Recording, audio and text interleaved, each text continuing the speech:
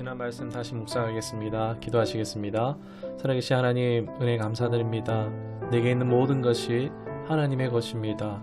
그리고 내게 이 모든 것을 주신 것에는 목적이 있음을 깨닫습니다. 내게 남았고 머물러 있는 이 모든 것이 무엇을 위한 것인가를 하나님 묵상할 때 깨닫는 은혜가 있게 하옵시고, 내게 주어진 모든 것으로 주님의 뜻을 이룰 수 있기를 원하오니 인도하여 주시옵소서. 예수님의 이름으로 기도드리옵나이다. 아멘. 말씀은 창세기 47장 13절, 14절, 25절을 보도록 하겠습니다.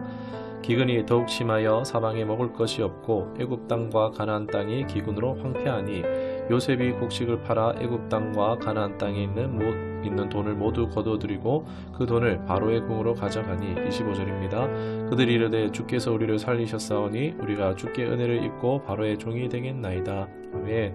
오늘 제목은 지혜로운 구제라는 제목으로 말씀 나누도록 하겠습니다.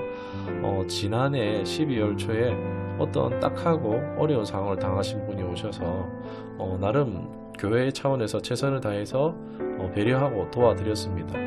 처음에 어떻게 이런 사람을 도와줘야 될지 함께 고민했었는데, 그러면서 들었던 생각이 조금씩 달랐었습니다. 딱한 사정만 듣고서 불쌍한 마음에 감정이 앞서서 돕는 것은 오히려 공동체에 금이 가게 할 수 있겠다 싶었습니다. 아무리 귀한 사역이라도 공동체에 금이 가게 하는 것은요, 결코 유익하지 않은 것이라 할 수 있습니다. 실제로 교회의 이 사랑과 섬김, 이 주님의 명령에 따라 순종하고 있지만 교회의 구제를 역으로 이용하는 사람들이 더러 많이 있습니다.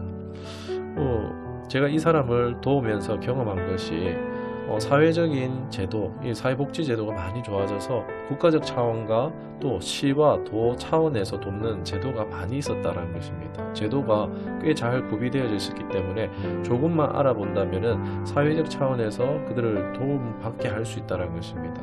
그렇다고 우리 초원교회가 구제와 섬김을 하지 않는다는 의미는 아닙니다. 지혜롭게 구제하고 후원하는 것이 필요하다는 것입니다.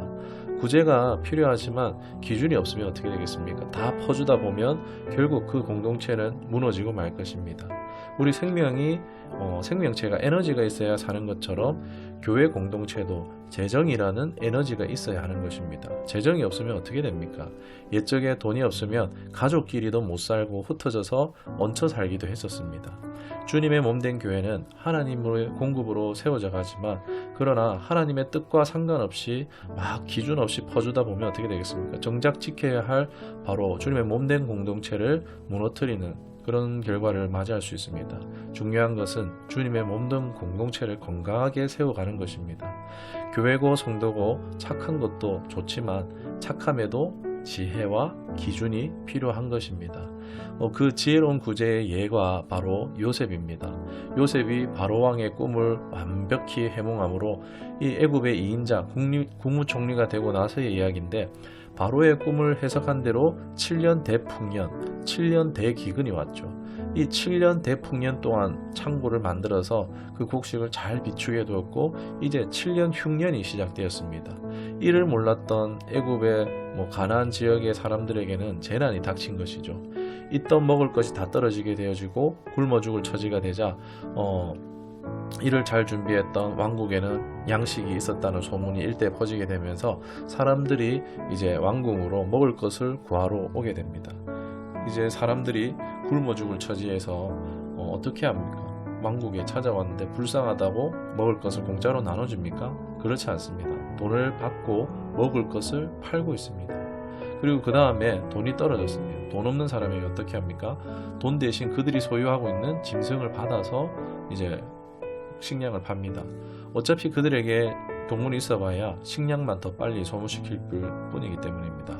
다음에는 짐승조차 다 팔고 나니 정말 재산이 없습니다. 아무것도 없을 때 어떻게 합니까? 땅을 팔게 합니다. 땅을 그저 놀릴 수는 없으니 소유는 바로에게 두고 밭은 이전 그대로 자기들이 관리하고 소출의 얼마를 바로에게 낼 것을 약속하게 합니다. 이것이 토지법의 기초가 되어집니다. 여러분, 요셉의 이 행위가 어떻게 생각되십니까? 나쁜 것 같습니까? 그렇게 보시는 분도 있을 수도 있습니다. 아니, 가진 자가 왜 저러냐? 좀 나눠주면 안 되냐? 아니, 있는 걸 저렇게 탈탈 털어가야 되냐? 너무 악하다라고 생각하는 사람도 있을 수 있습니다. 그러나 잘못된 생각입니다. 왜 그런지 나누도록 하겠습니다. 당시에 실제 이 사람들의 반응은 그렇지 않았습니다. 오늘 말씀에 있는 것처럼 그들이 이르되 주께서 우리를 살리셨사오니 우리가 주께 은혜를 입고 바로의 종이 되겠나이다 라고 저들이 고백하고 있습니다.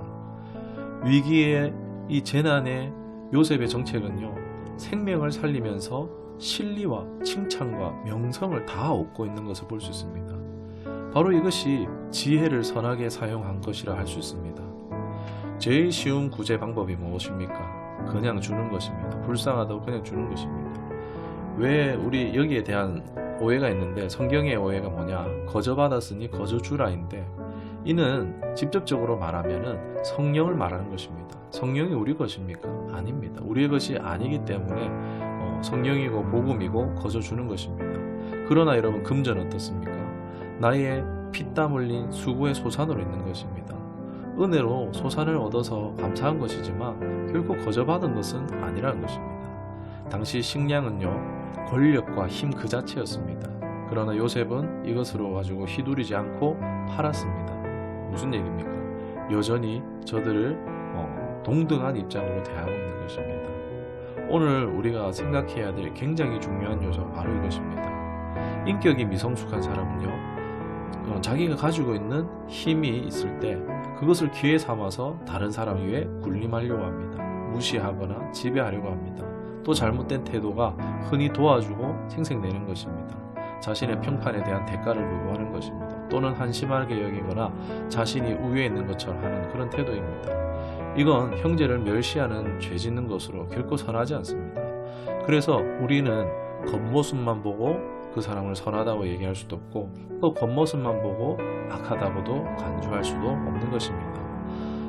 목회자의 예화 중에서 불쌍한 처지에 있는 사람, 겨울에 막 벌벌 떨고 있는 사람을 위해서 간이고 쓸개고 다 빼주는 듯한 그런 미담처럼 이야기가 들려옵니다. 그 이야기를 듣는 사람들은 와, 대단하다, 목사님 멋지다, 훌륭하다, 이런 말들 합니다. 정말 그렇습니까? 자기는 좋은 일을 했다지만 가족과 주변인들을 힘들게 합니다. 그리고 더 심각한 것은요, 상대로 하여금 자신이 개선될 수 있는 그 가능성을 박탈당할 수도 있다는 것입니다. 계속해서 의존하는 삶을 살아서 무능력한 사람으로, 일하지 않는 사람으로, 늘 놀고 먹는 사람으로 만들어낼 수도 있다는 것입니다. 하나님은 우리를 하나님의 형상으로 존귀하고 온전하게 창조하셨음을 믿습니다. 우리는 늘 상대를 나보다 낮게 보거나 아니면 나를 높게 여기거나 하는 것이 아니라 동등한 입장에서 항상 대해야 한다는 것입니다. 그것은 구제할 때에도 마찬가지입니다. 우리 동등한 입장이 바로 친구지 않습니까? 친구의 입장에서 대한다면요, 불쌍해서가 아니라 넘어진 자기 친구를 재기할 수 있도록 힘이 되어주는 것입니다. 그 방법은 다양할 수 있겠죠. 요셉은요, 값싼 동정식에 자비를 베풀지 않았습니다. 그들의 자성 능력을 인정했고 곤란한 상황만 피할 수 있도록 스스로 일어날 수 있는 기회를 제공했다라고 보는 것이 옳습니다. 실제로 그들은 진실로 요셉에게 진정 고마움을 표현하고 있습니다. 요셉의 지혜에서 발견하는 핵심은 생명을 귀하게 여기고 결코 무시하거나 멸시치 않고 동등한 입장으로 인격적으로 대했다는 것입니다. 그리고 스스로 일어날 수 있다는 것을 인정하고 힘을 보태주는 것입니다.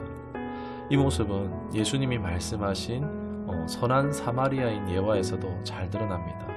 단순히 동정하고 금전을 베푼 것이 아니라 그 환자가 스스로 재기할 수 있도록 회복의 통로로 쓰임을 받았다는 것입니다.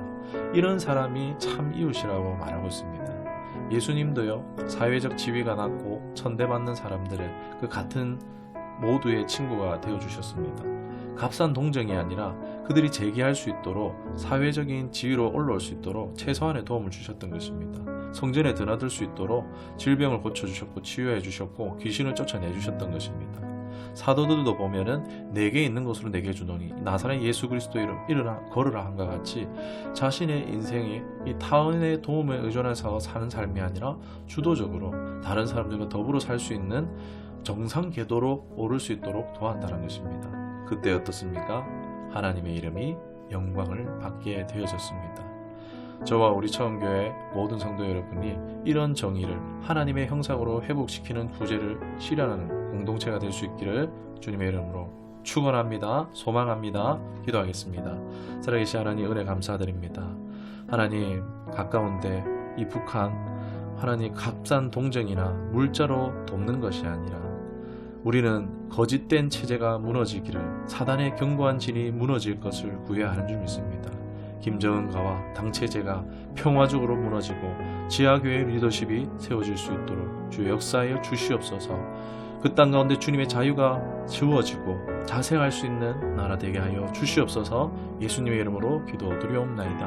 아멘.